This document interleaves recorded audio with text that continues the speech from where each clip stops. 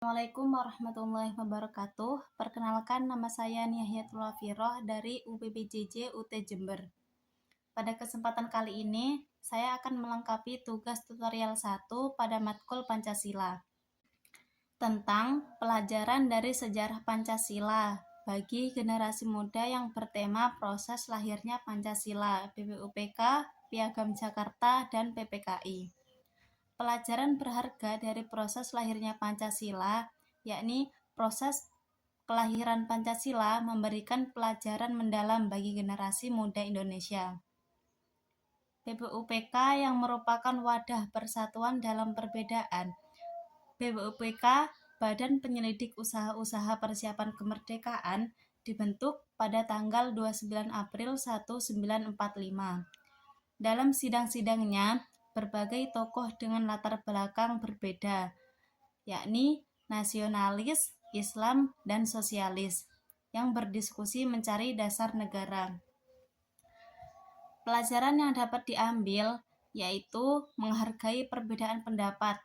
Para pendiri bangsa menunjukkan bahwa perbedaan ideologi bukan penghalang untuk bersatu. Kemudian, musyawarah sebagai jalan.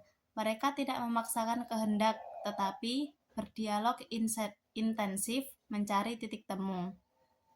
Visi bersama lebih penting. Meski berbeda pandangan, semua fokus pada tujuan, yakni Indonesia Merdeka. Pidato 1 Juni 1945, yaitu pemikiran visioner Soekarno. Soekarno menyampaikan konsep Pancasila yang menggali nilai-nilai luhur bangsa sendiri, bukan mengimpor ideologi asing.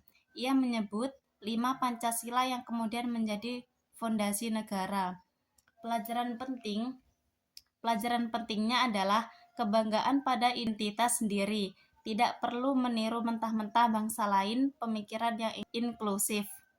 Pancasila merangkul semua golongan, keberanian berpikir besar, berani merumuskan dasar negara yang kokoh dan visioner. Piagam Jakarta yang merupakan seni berkompromi. Pada tanggal 22 Juni 1945, lahir Piagam Jakarta dengan rumusan awal Pancasila. Sila pertama berbunyi ketuhanan dengan kewajiban menjalankan syariat Islam bagi pemeluk-pemeluknya.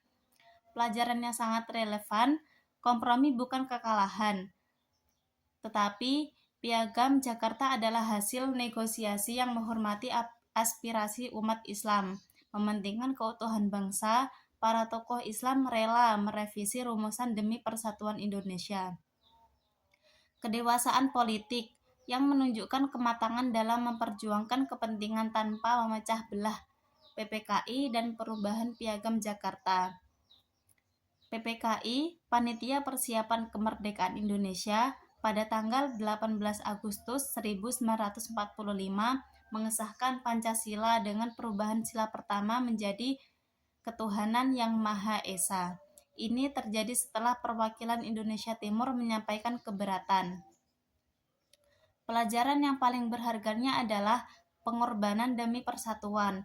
Tokoh Islam seperti Ki Bagus Hadikusumo dan Teuku Muhammad Hasan rela menghapus 7 kata untuk menjaga NKRI, kepentingan bangsa di atas golongan.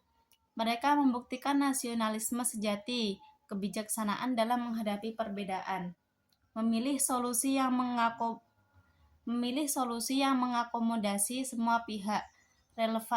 Relevansi bagi generasi muda saat ini dalam era media sosial dan polarisasi. Proses lahirnya Pancasila mengajarkan bahwa dialog bukan debat kusir, tetapi para pendiri bangsa berdiskusi berhari-hari. Kita sering hanya berkomentar sekilas tanpa mendengarkan. Kompromi untuk kebaikan bersama, mereka rela mengalah demi Indonesia. Kita perlu belajar tidak ego dengan pendapat sendiri. Persatuan dalam kebinekaan. Pancasila lahir dari keragaman, bukan keseragaman. Perbedaan adalah kekuatan jika dikelola dengan baik. Berpikir jangka panjang, para pendiri bangsa memikirkan Indonesia 50-100 tahun ke depan, bukan hanya kepentingan sesaat. Kesimpulannya, yakni proses lahirnya Pancasila adalah masterclass tentang bagaimana membangun konsensus nasional. Generasi muda perlu meneladani jiwa besar, kebesaran hati, dan visi jangka panjang para pendiri bangsa. Pancasila bukan hanya teks, tetapi hasil dari pengorbanan, dialog, dan kompromi yang luar biasa. Inilah warisan yang harus kita jaga dan praktekkan dalam kehidupan berbangsa dan bernegara. Demikian yang dapat saya sampaikan. Mohon maaf bila ada kata yang salah dan kekurangannya. Terima kasih dan wassalamualaikum warahmatullahi wabarakatuh.